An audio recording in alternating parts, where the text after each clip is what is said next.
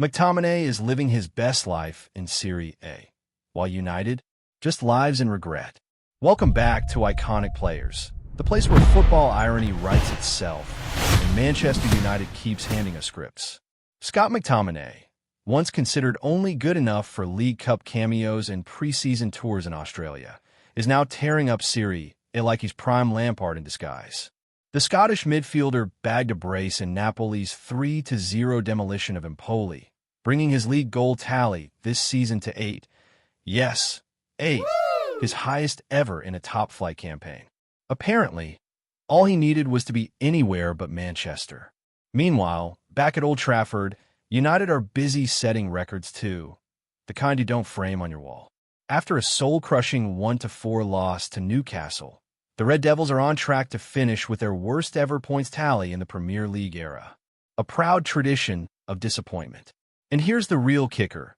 No current United player has more league goals than McTominay. Captain Bruno Fernandes is the only one tied with him at 8. A noble achievement considering the rest of the attack looks allergic to goalposts. Amad Diallo has 6, Garnacho 5, and the dynamic duo of Hodgson and Xerxes? They've teamed up for a grand total of 6. That's not a punchline. That's the actual number.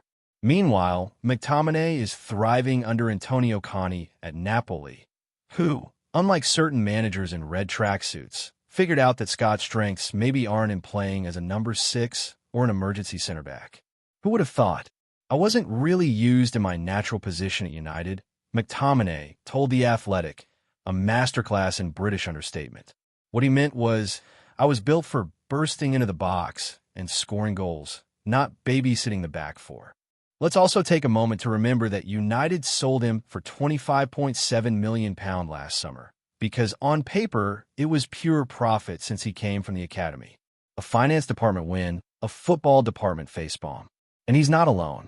Other former United names, like Elanga, Rashford, Soon, and anyone not currently managed by Amram, seem to suddenly rediscover form once they leave the club.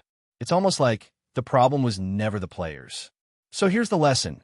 Manchester United might not know how to use talent, but they sure know how to sell it just before it peaks.